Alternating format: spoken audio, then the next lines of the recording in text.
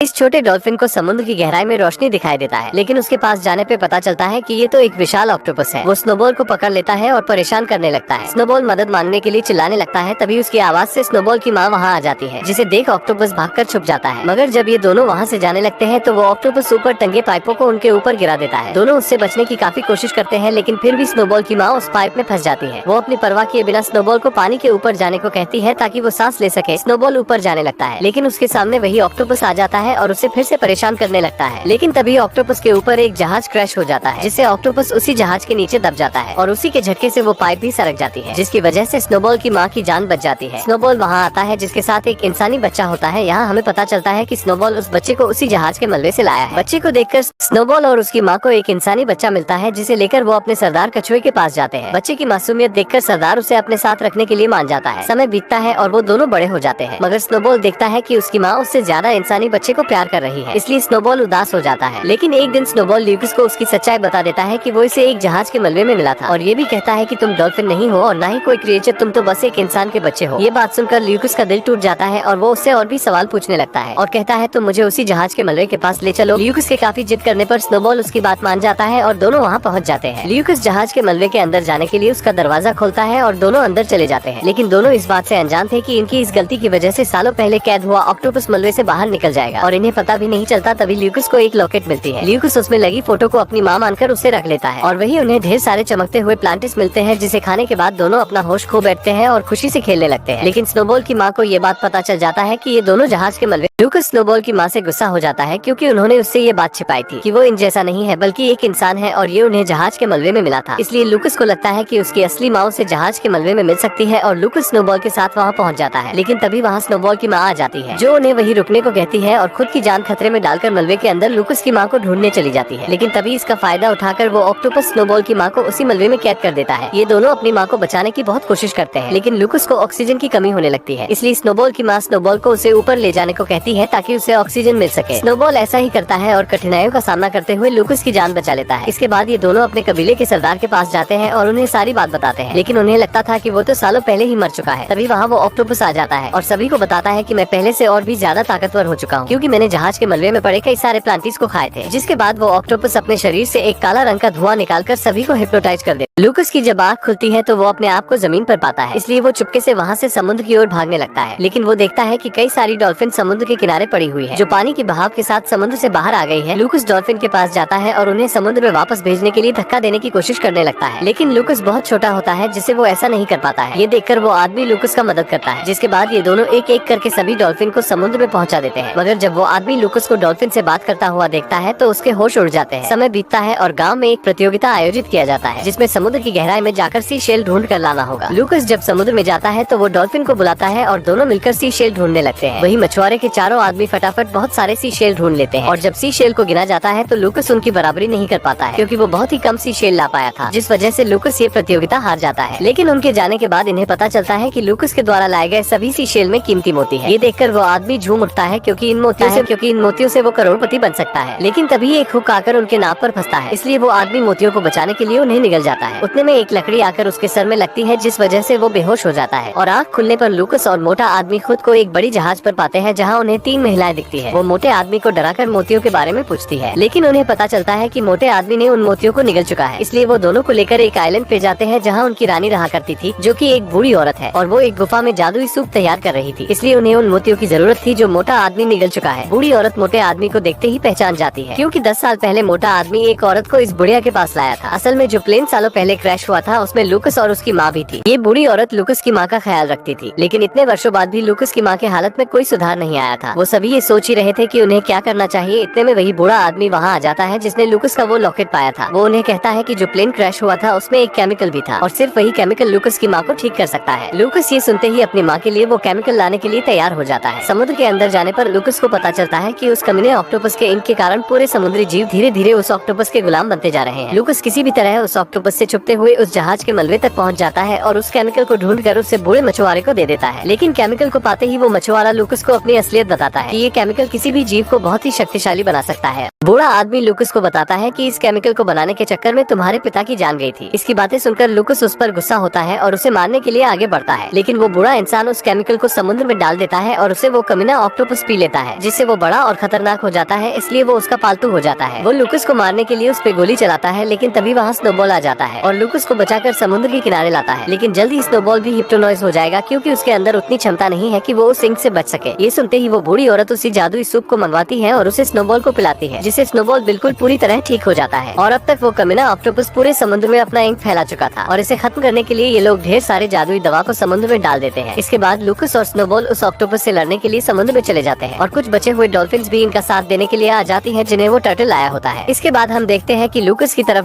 दोनों लड़ने के लिए आगे बढ़ते हैं। लूकस की तरफ डॉल्फिन्स थे और ऑक्टोपस की तरफ हिप्नोटाइज हुए जीव थे, लेकिन लूकस और स्नोबॉल उन सभी क्रिएचर्स को चकमा देते हैं और उन सभी को उसी आइलैंड की तरफ ले जाते हैं, जहाँ उस बूढ़ी औरत ने जादुई दवा डाली थी और उस दवा को एक व्हेल मछली अपनी पूंछ की मदद से समुद्र में मिला रही थी। ये सभी हिप्नोटाइज हुए क्रिएचर्स जैसे ही उस दवा के संपर्क में आते हैं तो सभी नॉर्मल हो जाते हैं। इसके बाद कुछ मछुआरे भी मोटे आदमी के साथ उस ऑक्टोपस का सामना करने के लिए पानी में कूद जाते हैं। स्नोबॉल और लूकस ऑक्टोपस के पास जाते हैं और एक शार्क उस ऑक्टोपस को काट लेता है, जिससे ऑक्टोपस अपना मुंह खोलता है और कुछ मछलियां मिलकर उस जादुई दवा को उसके मुंह में डालने की कोशिश करती है, लेकिन ऑक्टोपस उससे बच जाता है और स्नोबॉल को पकड़ लेता है। लेकिन तभी मोटा आदमी उसके शरीर में भाला मार देता है और सभी मछुआरे मिलकर उसके ऊपर एक बड़ा जाल डाल देते हैं, लेकिन वो कमीना इंसान उस ऑक्टोपस को वो केमिकल पिला देता है, जिससे वो एक बड़ा राक्षस बन जाता है और अब वो बूढ़ा इंसान भी उस पर काबू नहीं कर पाता और वो ऑक्टोपस उस बूढ़े इंसान को ही खा जाता है और अब उसका कोई भी सामना नहीं कर सकता। इसलिए लूकस बहुत ही दुखी हो जाता है और रोने लगता है। ऑक्टोपस अब उस आइलैंड तक भी पहुंच गया था जहां लूकस की माँ होती है। नेक्स्ट पार्ट के लिए लाइक करिए, हम समझ जाए।